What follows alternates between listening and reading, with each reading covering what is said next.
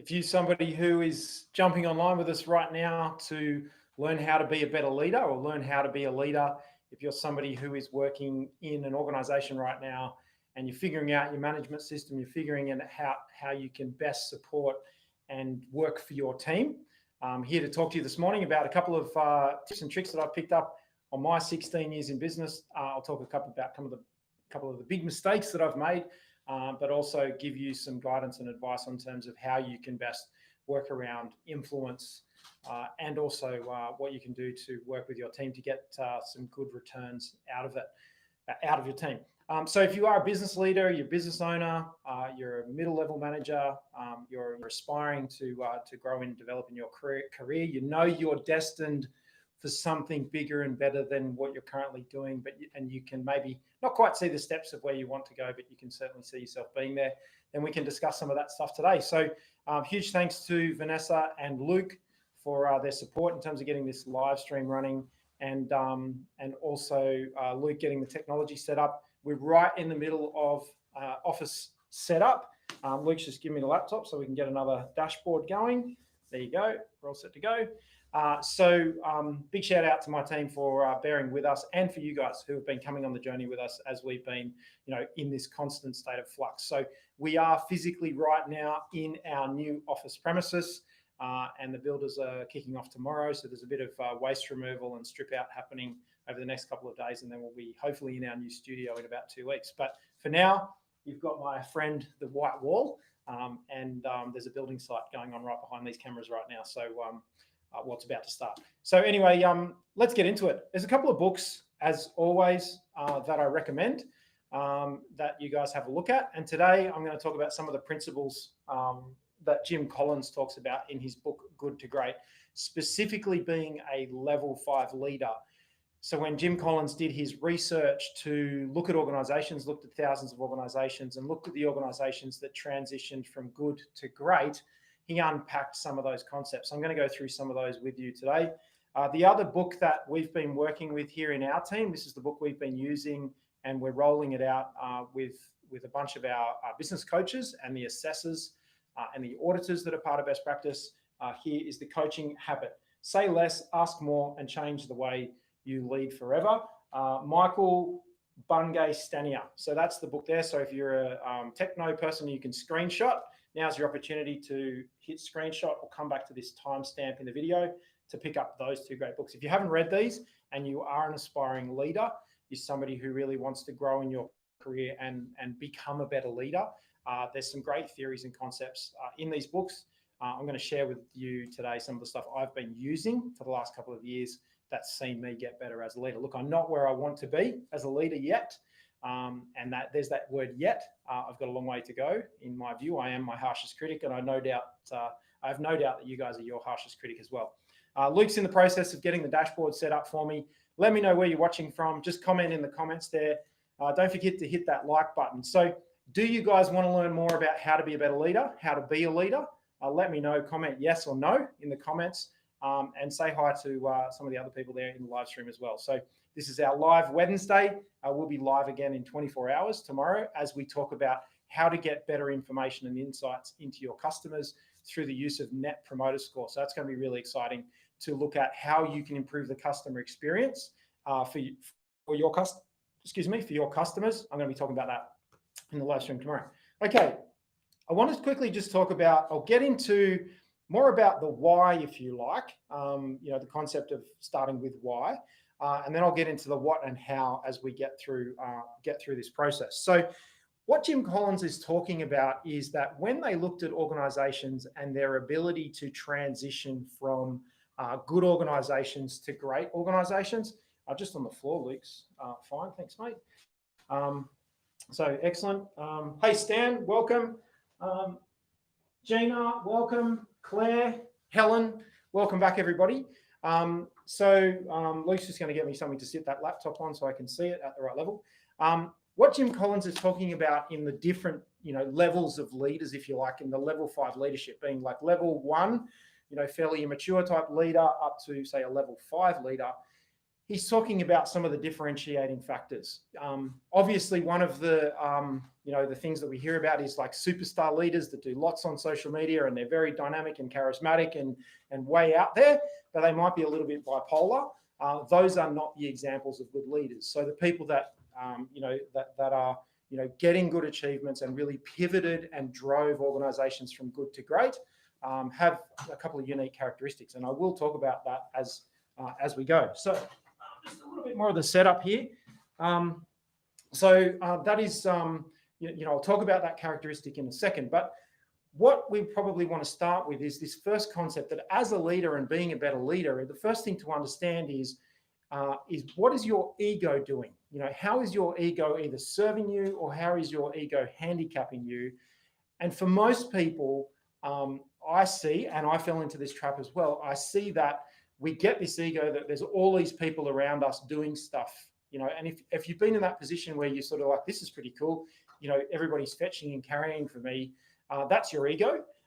And also, oh, wow, this is really cool. And you walk in like you own the place. And that's not going to serve you, because that becomes a bit more of a dictatorial trait and a less of a, communicative and consultative approach, which will be more effective in the long term. When you have that ego, then really the case is saying, well, what is the mindset of your team members? So if you're sitting there going, this is great, all these people are fetching and carrying for me, why are they doing that?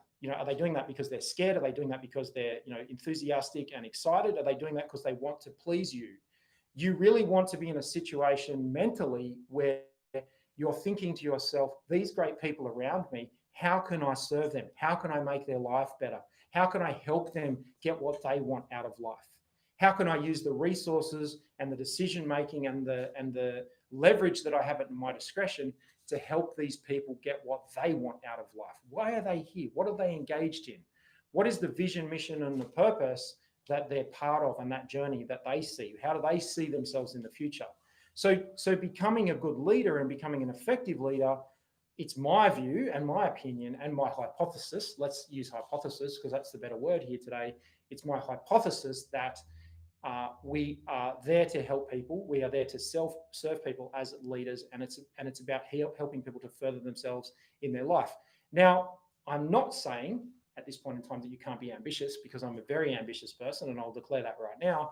But it's about how I know that with amazing 5-star leadership or level 5 leadership, as Jim Collins talks about, that I know that I've had more success with my team members and getting the most out of my team members when I have had a win-win situation, which is me focusing on helping them winning in life, because then in turn, they will reciprocate. And reciprocity is a word that we've been talking about a lot about recently. There you go, Woodsy, I dropped it into the presentation.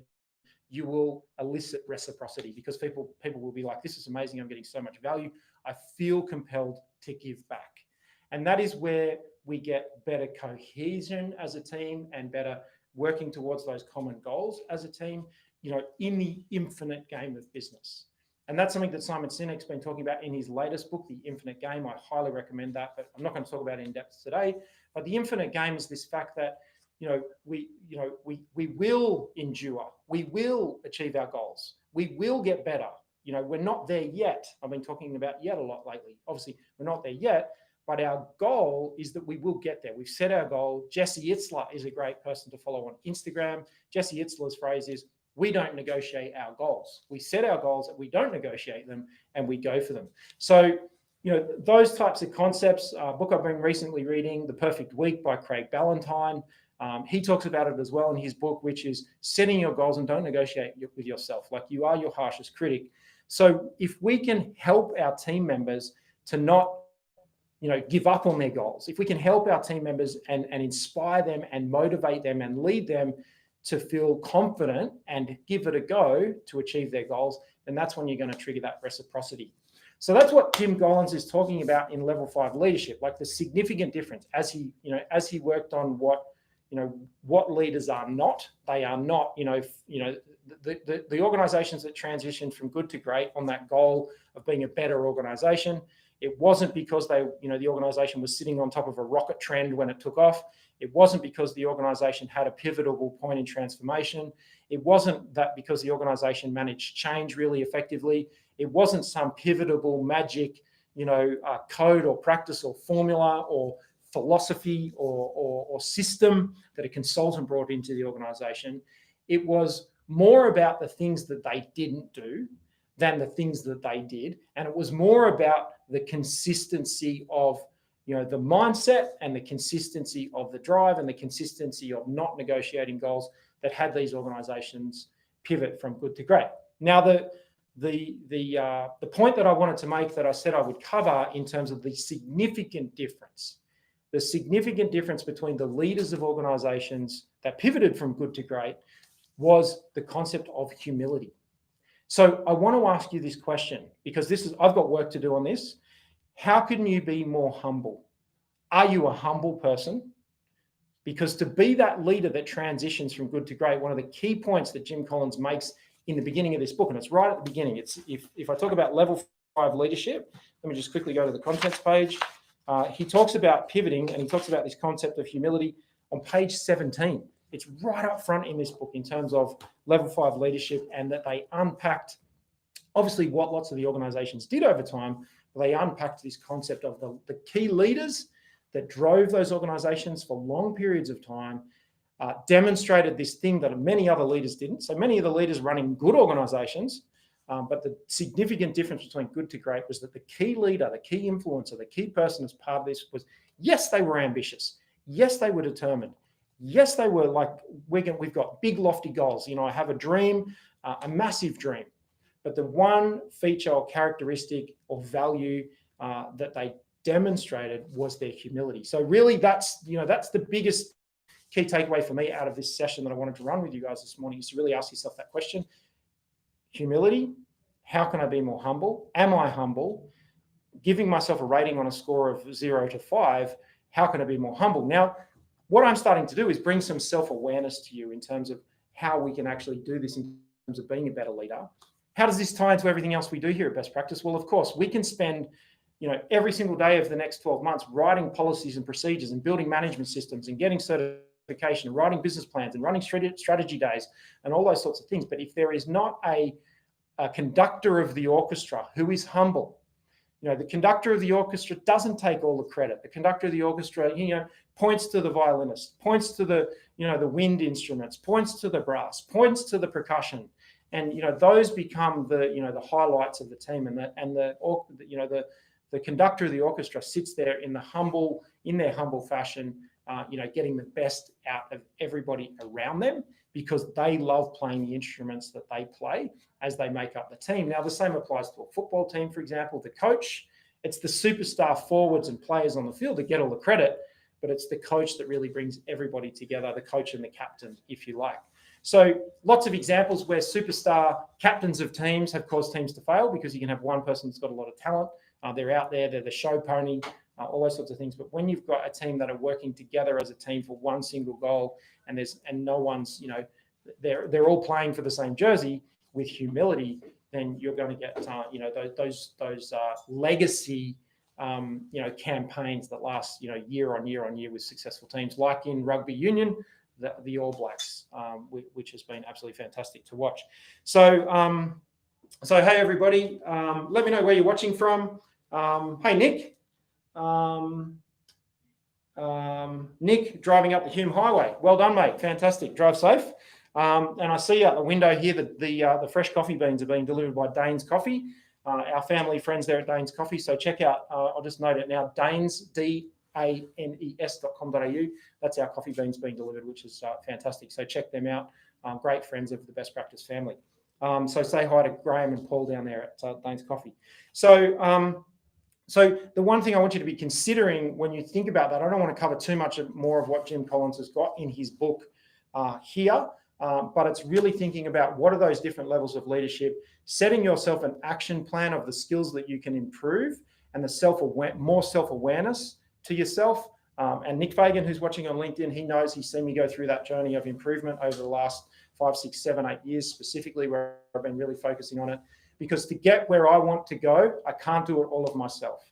And so it's really about me working out what I can do to serve everybody that's part of the team so that we can have this reciprocal arrangement that can help us grow as an organization. Okay, so that's Good to Great by Jim Collins, also the co-author of the best-selling book Built to Last. Two great titles for organizational development and improvement. Make sure that this book is part of your business books library for your organization. Whether you are an owner, an operator, a manager, a leader, an up and aspiring corporate person in an organization, this book is fundamental in having it as a text and a referral source for your organization into the future. Okay, so that's Good to Great. Let me get on to the coaching habit. Okay, I'm just going to hang that up on the floor. Okay, let's talk about the coaching habit. This is a book that I stumbled across about 4 or 5 months ago, which really was a book that gave me a good summary. It was good revision in terms of the things that I was sort of figuring out and seeing, hey, that went really well. That didn't go so well in terms of helping people. And as a leader in an organization and as a manager in an organization, you really are a coach. You're looking to get the best out of the people around you. You're looking to give them everything that they need to do their job really well. It's not just about firing instructions. And I have seen a lot of aspiring leaders come through my organization over time who have really seen themselves as, I'm the person that's in the corner office with the view that just fires instructions out the door, and everybody, you will do what I tell you to do. You work here, you work for me, you'll do what you're told. Now that's a level 0 leader, rather than what are you passionate about? What are you inspired by? What do you enjoy doing? What are the results? What are the goals that you've got? What are the results you're hoping to achieve in your time here in the business? What is the number on the dashboard that you're really driven and motivated to improve, that you're interested in, and you genuinely want to see that improve? What are those things? What can I help you with? Where are there some blockages? So what I found with the coaching habit was sometimes people don't know what they don't know. What this book starts to unpack is a bunch of questions, really simple questions, which I'll go through the contents page in a second, to help you with those coaching conversations, to help you with uncomfortable conversations, to help you with planning conversations, with action conversations, help to unpack what people are concerned about, what blockages might be, and help to develop people along their journey. So this is stuff that I've been playing with and using it as a bit more of a system to follow, if you like, in terms of, how to, if we were to write a procedure, how to be a manager, we could use this recipe book, if you like, to really help us, and we can pick parts of it depending on the situations that come to us as we go. So if you are somebody who's managing people, again, very important book to have in your library.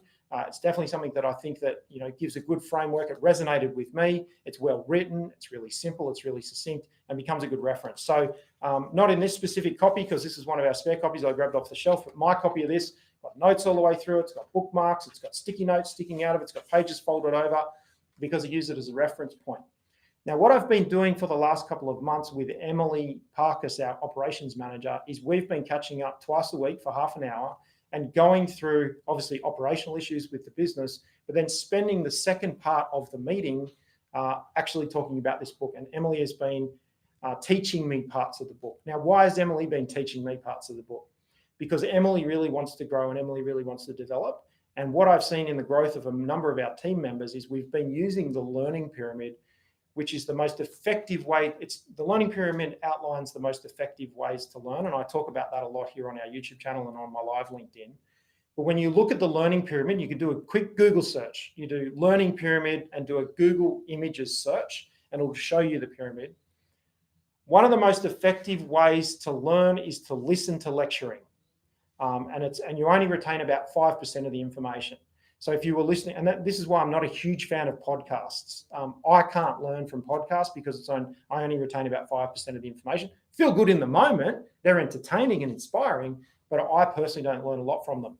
But I know that some of you do. That's why we produce podcasts, and there's a microphone running right now, and you can go and check out the Kobe Summit audio experience if you want to summarize and hear this again by going and listening to a podcast.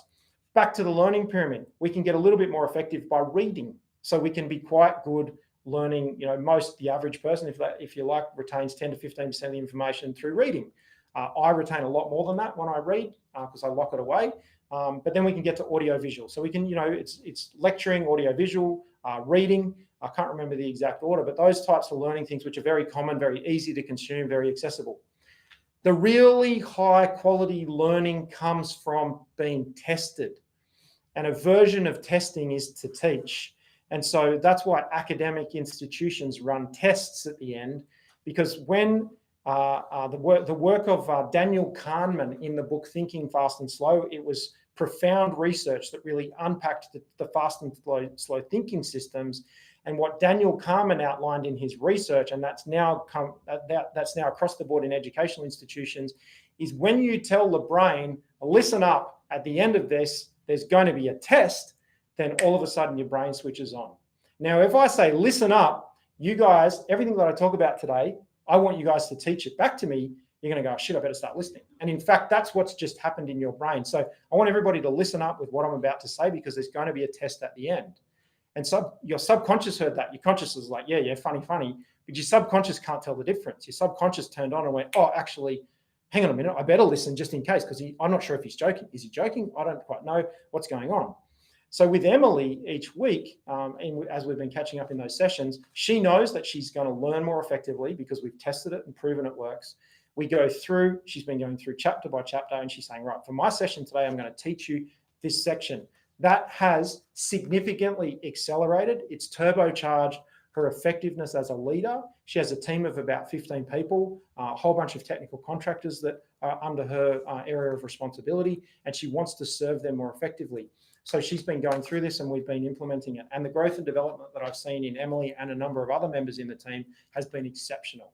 So let me go through these questions, because I can now talk about the how, if you like, how to bake the cake. But having you talk to someone else about something you've learned, if you really want to embed the things that you've heard so far in this presentation, if you really want to embed it, watch it again, then go and talk to somebody about it. And it's the act of talking to someone, teaching them, trying to influence them, that you put a mirror up, because you don't want to be a hypocrite. And that's one of the driving emotions of people, is their fear of being a hypocrite.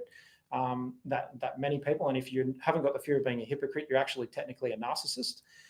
So that's the thing that I want you to be thinking about, is how can I actually go and teach this concept so I learn it and embed it, and I can practice it, and I can be a level 5 leader. So the questions are some basic stuff. So there's the kickstart question, which is, what's on your mind? And so you can kickstart the conversation, the coaching session with somebody. You can say, well, what's on your mind today? And that's how I've been opening the conversations with Emily. Now she laughs. She has a smirk on her face because she knows it's coming, but then I say it and she's like, oh, she has but your subconscious, again, doesn't know the difference. So the person who's receiving that question is like, oh, well, actually what's on my mind is, well, I don't know what's going to happen at the end of this COVID-19 crisis. I'm not quite sure what's going on with the organization.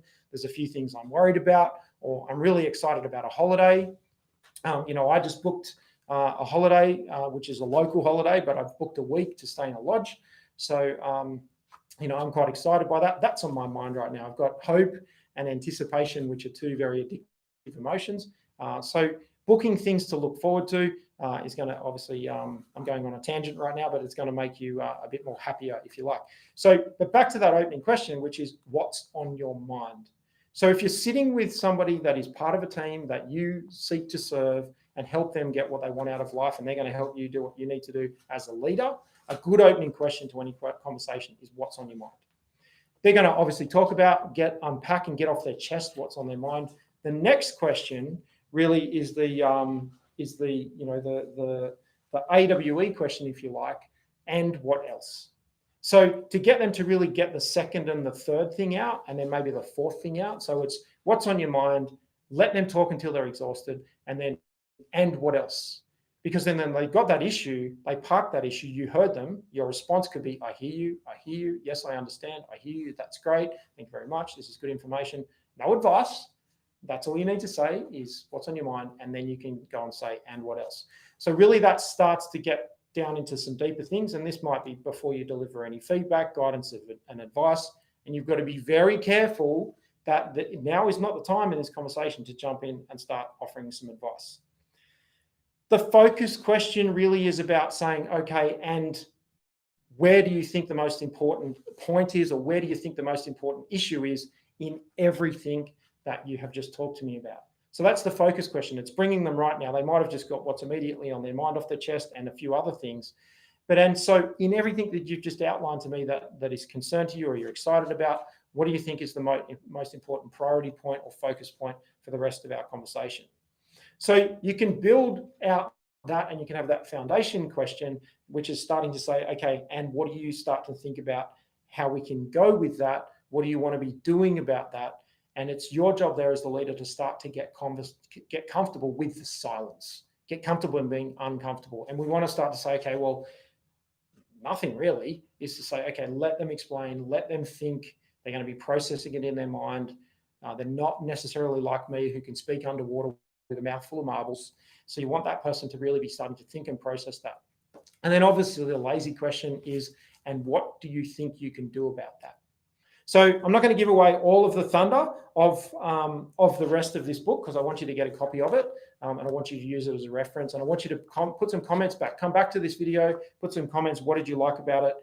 What could you get out of it? And let me know how you've been able to use it. So going through each of these steps and as part of this process, it's going to help you with a technique, if you like, to have those coaching conversations, those development conversations with people, and to start to get some alignment of, you know, where you want to go. So at no point in time in this section is there any opportunity to be giving advice. And that's when I talk about the mistakes that I've made. One of the biggest mistakes that I have made over time is jumping in and trying to solve the problem and offering solutions and suggestions. So nowadays I'm getting better at saying, okay, and what do you think the solution is going to be to that?